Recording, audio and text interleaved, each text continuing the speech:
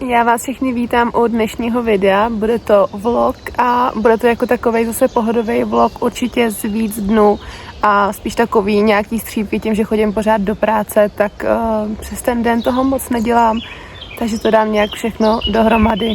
Nevím, jestli to máte někdo stejně, každopádně já hrozně ráda chodím si sednout tady k vodě.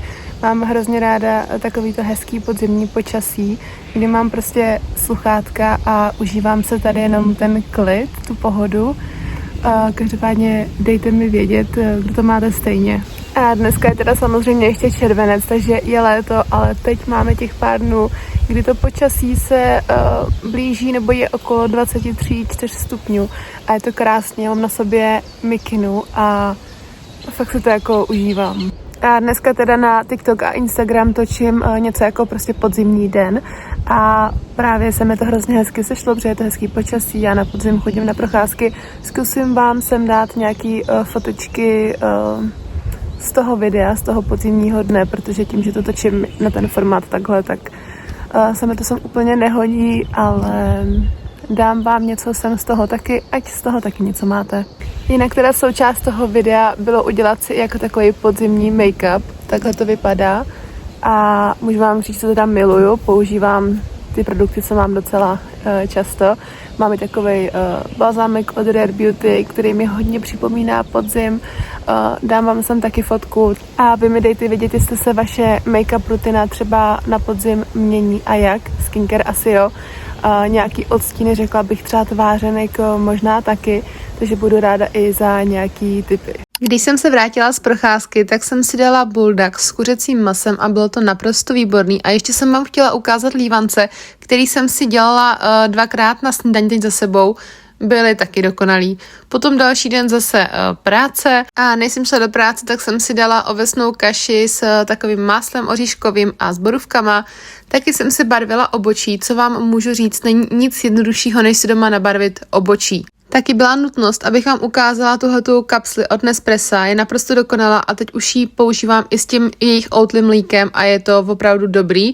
Taky jsem měla kafičko, dortík a takovejhle salátek s kuřecím masem, ten byl taky hrozně fajn. Ještě jsem vám chtěla ukázat tenhle make-up do práce a tady v těch proužkových šatech to už jsme připravení na odjezd na Colors. Jeli jsme teda s přítelkyní na Colors of Ostrava a už teď vám můžu říct samozřejmě, že to bylo úplně nejvíc úžasný. V Ostravě se nám teda nelíbilo, ale ty Colors byly perfektní. Takhle jsem si já udělala make-up, vlásky, no a už jsme tam šli. Já vám tady dám videjko z Lord, kvůli který jsme tam vlastně jeli.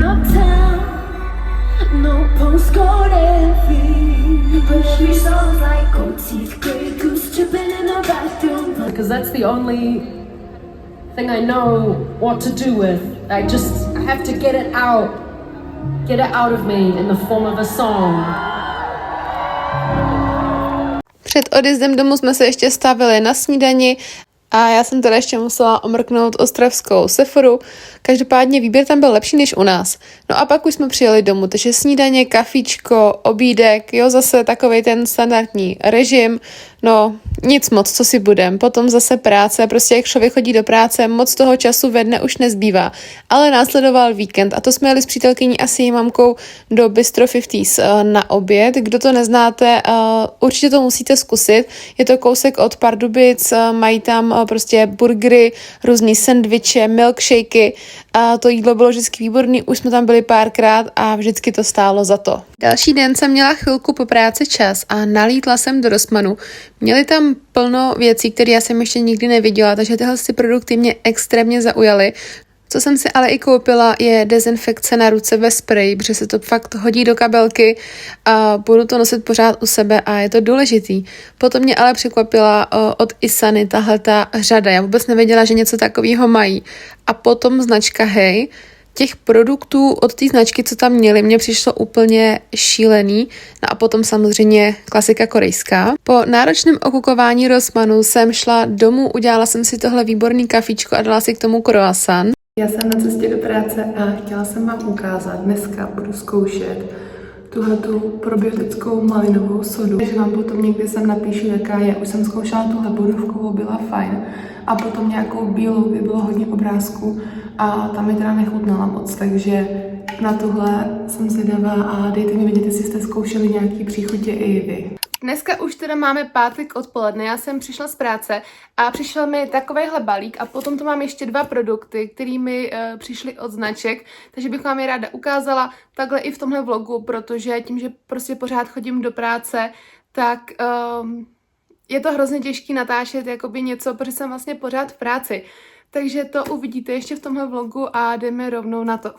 Já jsem si to vyndala z té hnědý krabice, takže mám takovouhle černou, je to od L'Oréal Star a sama teda nevím, co v tom je, protože tam jste si vlastně vyplnili, jakou máte pleť, v té kampani nebo v těch prostě, co jste si mohli vybrat, tak tam byly 2 produkty a podle toho, co jste vyplnili, tak vám to pravděpodobně poslali, takže nevím, co v tom je a jdeme to rozdělat. Takhle jsem to otevřela a máme tady k tomu papír a já jsem teda dostala tuhletu zelenou řadu a je to teda od značky CeraVe, já už jsem od nich nějaký věci zkoušela, ta značka mi vyhovuje a teď teda přišla micelárka a potom hydratační cleanser, dost velký balení, myslím, že to budu mít na věky, protože mně přijde, že těch cleanserů toho se jakoby nedává moc a už teď několik měsíců používám jeden a je to teda jako šílený potřebovat, takže tohle bude asi navždy, ale jsem za to teda strašně vděčná. A jako druhá věc je tady ta hydratační micelární voda.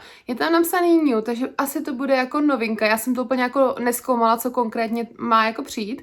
A já teda micelárky používám ráda, takže za mě to je úplně skvělý, že přišla takhle i micelárka a ještě tak jako kouknu, neměla by vysušovat, nějaká hydratace. Tak doufám, že to bude skvělý. Koukám tady, že tam mají být nějaký ceramidy, kyselina hyaluronová, takže si myslím, že by to mohlo být dost dobrý. Takže tohle je teda ten balíček, co přišel dneska. A ještě vám ukážu ty, co přišly předtím. Jinak teda musím říct, že já jsem z těch balíčků tak strašně nadšená. Mě by jako nikdy nenapadlo, že mi takhle něco bude chodit. A tím, že si prostě tu skincare a tu kosmetiku hrozně užívám celkově a i jsem si to kupovala vždycky sama, nebo přítelkyně mi kupovala ty věci. Takže vždycky jsem v tom byla a teď mi to jen tak přijde a já se to po práci vyzvednu a hned mám lepší den. To je prostě úžasný. A dost teda o kecávání. Mám tady tenhle ten olejček na vlasy. Je to L'Oréal Professional a je to 2fázový olejček. Mám ho takhle spotřebovaný, takže už ho mám, myslím, že týden nebo 2, takže ho zkouším. Je super. Vyhovuje mi teda nějaký líp, ale tady ten hodně mi v těch vlasech jako voní, že prostě třeba když si myju vlasy po 3 dnech, tak pořád voní moc hezky a přijde mi teda na začátku, když si ho dáváte do vlasů, takovej těžší a potom, když už se tam jako vstřebá, tak to prostě necítím, ty vlasy nejsou mastný, nejsou těžký, nemám pocit, že by byly slepený, takže na to je skvělý, ale takový ten prvotní pocit, ten jakovej nic moc, pak ale už dobrý. A potom od značky iUnique mi přišlo tohleto SPF-ko, a jmenuje se to Centella Calming Daily Sun Water. Je to prostě takový, prostě SPF-ko, taková vodička, já vám to ukážu. Já jsem z toho byla úplně nadšená, protože občas ty SPF-ka mi dělaly neplechu pod make-upem a tohle to vůbec nedělá, je to lehoučký. Jen to tam jako vklepete a ježiš, takhle, prostě je to voda a je to fakt příjemný. A hlavně i v těch vedrech, já tohle zrovna vtočím v den, kdy je 36 stupňů. Takže tohleto vedro, já kdybych si dala prostě normálně SPF, já si myslím, že to ze mě hnedka steče. Tady to pak jakoby ani necítíte, že jste se na tu pleť něco dali, protože to je fakt lehoučký. Takže tohle do těch veder opravdu doporučuju, protože je to úplně skvělý. A jen teda, abyste věděli, já nic tady z těchto produktů vůbec nemusím v tomhle videu ukazovat. Ukazuju to jenom, protože mi to dělá radost, mám to vyzkoušený, je to dobrý a z toho balíčku, co přišel, tak mám taky radost a chtěla jsem ho tady s váma rozdělat. Ještě bych vám tady ukázala ráda 2 věcičky. Jedna jsou oční stíny od Merit a druhá to je dezinfekce na ruce ve spreji. Ty stíny od Merit, já jsem si je přála, protože jsem si nakoukala videa k ním od stín, je to krásný, vypadají takhle. Používám je to prostě i pro největší stínový antitalenty. Vy si to můžete dát jenom na prst a takhle to rozmáznete. Já dneska mám jenom lehoučce, protože jsem byla v práci, ale jsou skvělí, pracuje se s nima úžasně, vydržej, nedělá to takový to, jak máte takhle víčko, takže by tam byly vidět ty čárky. tak to vůbec ne. A odstín, já vám to tady ukážu, tyjo, nevím, jestli to zaostří, ale je to mid-century, prostě mid-century se to píše a mrkněte na ně, mají na Sephoře, mají víc odstínů a mají i třpitivý, tyhle jsou teda matný, no a jsem z nich nadšená, těším se na ně, až je budu si dávat pořád na podzim, ale i teď je nosím a asi potřebuju ještě nějaký. A jako poslední věc, tady mám tuhle dezinfekci na ruce z Rossmannu. Konečně mají i u nás v Pardubicích. Šla jsem prostě v tomhle týdnu po práci do Rossmannu se podívat a konečně tam měli. Možná vám to vlastně ukazuji i v tomhle vlogu, ten Rossmann. Každopádně takhle jenom stříknete a promnete. No a voní to docela fajn.